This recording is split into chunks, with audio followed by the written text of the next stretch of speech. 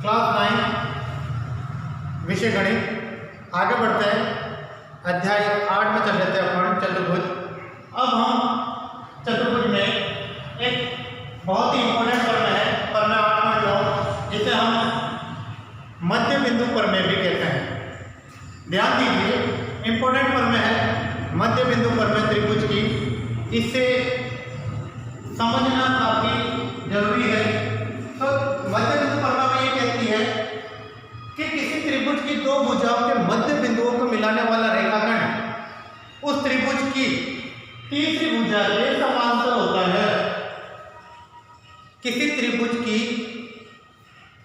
किन्हीं दो भुजाओं के मध्य बिंदुओं को मिलाने वाला रेखाखंड उस त्रिभुज की तीसरी भुजा के समांतर होता है।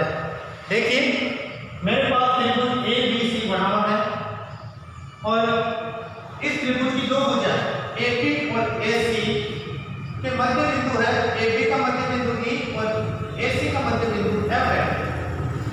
ये दो मध्य बिंदु है मेरे पास, और ये इस मध्य बिंदु को मिलाने वाला रेखाखंड ये और यहां तक EF समांतर होगा त्रिभुज की तीसरी भुजा। पहली भुजा कहां आ गई, दूसरी भुजा कहां आ गई, तीसरी भुजा क्या है, BC। तो EF समांतर होगा BC के। हमें ये सिद्ध करना है मध्य बिंदु प्रमेय में कि मध्य बिंदुओं को मिलाने वाला रेखाखंड त्रिभुज की तीसरी भुजा BC के समांतर होगा। तो हमें सिद्ध करना है कि EF समांतर होगा BC के। EF समांतर होगा BC के। तो यहाँ ध्यान देने योग्य बात यह है कि समांतर चतुर्भुज की बात करें तो उसके गुणधर्म की बात करें तो समांतर चतुर्भुज का गुणधर्म में ये कहता है कि उस चतुर्भुज की समभुजाओं का एक युग्म समांतर होना चाहिए या बराबर होना चाहिए, ये कहता है। तो हम क्या करें कि ये जो है हमारे पास, इसमें AB के समांतर में ये रेखा इधर CD है।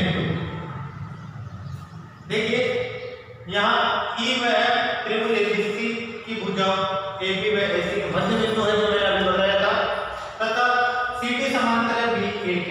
ये CD जो समांतर रेखा खींची मैंने BA के, यानी AB के समांतर मैंने ये रेखा खींची, रचना की है। EF को आगे तक बढ़ाया जो बिंदु D पर मिलती है, तो इस प्रकार हमें एक चतुर्भुज मिलता है BCDE। ठीक है, अब हमें यह सिद्ध कर देना है कि CD समांतर है किसके, B के। अगर ये समांतर हो जाएगी इसके, समझ में आ गई? ये तो ऑलरेडी दे रखा है अपने को कि BE समांतर है किसके, CD के। हमें तो ये सिद्ध करना है कि EF समांतर है BC के या ED समांतर है BC के। अब हमारे पास इस प्रकार दो त्रिभुज बन रहे हैं। अब दो त्रिभुज बन रहे हैं। अब ये देखिए, BE समांतर, ये CD समांतर है BA के। इसके समांतर हमने खींची है ये रेखा, इसके समांतर हमने खींच ली, तभी तो जाके ये क्या बनेगा, समांतर चतुर्भुज बनेगा। तो इसका मतलब कि ये समांतर हो गई इसके समांतर खींच दिया हमने। ठीक, अब हमें तो इसको सिद्ध करना है, ये वाले बात। अब हम क्या करते हैं, हमारे पास दो त्रिभुज बन जाते हैं, त्रिभुज AEF और त्रिभुज CDF।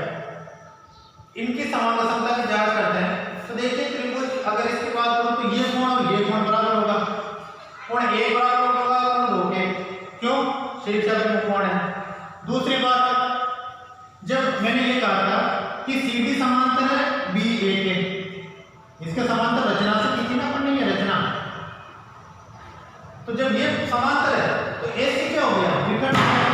जब AC विकर्ण है तो कोण D बराबर होगा किसके, कोण 3 बराबर होगा कोण 4 के। तो ये कोण 3 बराबर होगा कोण 4 के, तो कोण 3 बराबर कोण 4। अब दूसरी बात, AF बराबर होगा FC के। ये भुजा किसके बराबर होगी, इसके। क्यों, ये भुजा किसके बराबर हो गई, ये E क्या है, मध्य बिंदु है। ठीक है, ये क्या है, मध्य बिंदु है। इसका मतलब ये हुआ कि AF बराबर होगी EC के। तो इसका मतलब ये होगा कोण A बराबर कोण 2, AF बराबर FC और कोण 3 बराबर कोण 4। शीर्षक में कोण, मध्य बिंदु, एकांतर कोण। ASA के नियम से हम कह सकते हैं कि ये त्रिभुज समांतर है इसके, ठीक है। जब ये त्रिभुज समांतर है इसका मतलब ये हुआ कि BCDE क्या है, समांतर चतुर्भुज है, और समांतर चतुर्भुज की समूह भुजा का युग्मन बराबर होता है। अब ये देखिए, अब मैं ये कहूं कि BE बराबर है किसके, AE के, मध्य बिंदु हो गया, तो ये भाग बराबर है किसके, इसके, ये मध्य में आ गया, मध्य मतलब क्या, दो भागों में बांटा, तो BE बराबर है AE के, और ये बराबर है किसके, इसके, क्योंकि ये किसके संगत भुजा है, इसकी, तो इसका मतलब ये बराबर हो गई इसके, ठीक है। तो इसका मतलब कि ये आपके संबंध किसके, BC के। हमें तो ये चीज करना है, ये भुजा समांतर है इसके, अब ये भुजा इसके समांतर है, समूह भुजा, इसकी समूह भुजा ये हो गई, इसका मतलब क्या हुआ, समांतर चतुर्भुज है। हमने तो एक बात ही कर दी, तो इसका मतलब कि ये भुजा इसके समांतर सम्मुख है और बराबर है, तो इसका मतलब ये क्या हुई, समांतर चतुर्भुज हुआ। तो ये अब क्या होगा, समांतर होगी किसके, BC के। तो मैं कह सकता हूं कि EF बराबर DF, EF बराबर DF, ये मध्य बिंदु हो गया, अतः EF समांतर है, EF समांतर है BC के। अतः ये किसका आधा होगा, इसका आधा होगा, या ये किसका आधा होगा, इसका आधा होगा, तो EF आधा है ED का, ये हम कह सकते हैं BC का। इस प्रकार देख लीजिए इसको, एक मिनट,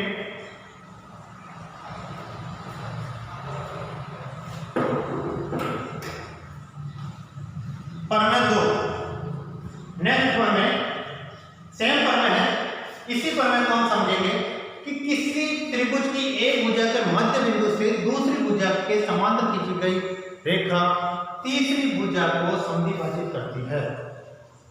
समझने का फर्क है, बाकी सवाल होगा वो ये कि किसी त्रिभुज की एक भुजा, माना कि AB BC और CA त्रिभुज की तीनों भुजाएं हैं, त्रिभुज की एक भुजा के मध्य बिंदु यानी कि M बिंदु से दूसरी भुजा के समांतर, इस भुजा के मध्य बिंदु से दूसरी भुजा BC के समांतर रेखा MN खींची, तो वह तीसरी भुजा को N बिंदु पर यानी कि AN बराबर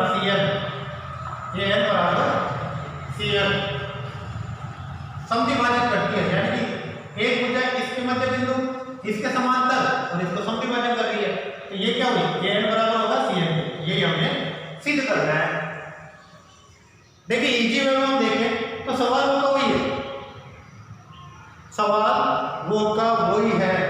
यहां हमें दिया गया है कि F AB का मध्य बिंदु है जो BC के समांतर खींची गई है, BC के समांतर खींची गई है, तो मैं ये कहूं कि M क्या है, AB का मध्य बिंदु, और MN क्या है, BC के समांतर। क्यों, क्योंकि समांतर खींची गई है, क्वेश्चन में दे रखा है, तो यहां तक क्लियर है, ठीक है। हमें सिर्फ ये करना है कि AN समान है CN के, तो इसकी तुलना इससे कर देंगे समांतर, तो जब समांतर होंगे त्रिभुज तो इनकी संगत भुजा और ये भुजा समान होगी। कहने का मतलब है कि इस त्रिभुज को योग का को ध्यान रखने पर ये भुजा और ये भुजा समान आनी चाहिए। तो हम क्या करते हैं, त्रिभुज दो है हमारे पास, ये वाला और ये वाला, त्रिभुज ANM और त्रिभुज CND की तुलना करते हैं। तो ये देखिए सेम है, कोण एक बराबर कोण दो, शीर्षक में कोण, ठीक। दूसरी बात ये समांतर है इसके रचना से, वही तीन अपन ने रचना वो का वही पोर्शन है, A B के समांतर हमने CD खींची, तो ये समांतर हो गए, तो ये क्या हुई, तीन रेखा, तो कोण 3 बराबर कोण 4, क्यों, एकांतर कोण हो गया। तीसरी बात AM बराबर CD, क्योंकि ये भुजा मैंने पहले कहा था कि AM बराबर है MB मध्य बिंदु बराबर रहेगा CD, ये वाली बात, ये मध्य बिंदु में आ गई, तो इसके समांतर ये हो गई, तो AM बराबर CD, तीन चीजें हो गई। कोण भुजा इस प्रकार हम कह सकते हैं, ये देखिए चूंकि CD बराबर MB, CD बराबर MB और MB बराबर AM, MB बराबर AM, तो हम AM की जगह हम क्या, CD की जगह हम क्या कर सकते हैं, AM बराबर सी डी, ए एम बराबर सी डी। इसकी जगह हम क्या रख सकते हैं, ए एम रख सकते हैं। तो ए एम बराबर क्या हो जाएगा अपना सी डी। अरे यहाँ दे रखा है सी डी बराबर एम डी, सी डी बराबर एम डी है, और एम डी किसके बराबर है, ए एम के बराबर है। तो हम ये मान नहीं रखे, ए एम लिख लेते हैं, एम डी को छोड़ के ए एम रख लेते हैं। तो ए एम बराबर किसको हो गया, डी सी के। तो इस प्रकार ए एन एम समांतर संगत त्रिभुज सी एंड डी के अतः समांतर त्रिभुज की संगत भुजा और संगत कोण समान होते हैं। तो ये भुजा किस भुजा के बराबर है, तो ये भुजा किस भुजा के बराबर रहेगी, इस भुजा के बराबर रहेगी। ये भुजा इस भुजा के बराबर एंड मध्य में है, ये भुजा इस भुजा के बराबर। तो मैं कह सकता हूं कि ए एन बराबर होगा सी एन बाई सी के सी डी। इंपॉर्टेंट प्रमेय है, इन प्रमेय को हमेशा याद रखना जरूरी है। इसे मध्य बिंदु प्रमेय भी कहते हैं। मध्य बिंदु प्रमेय से ही आपको समझ में आ जाना चाहिए। एग्जाम में हमेशा इससे रिलेटेड क्वेश्चन पूछे जाते हैं। ठीक है।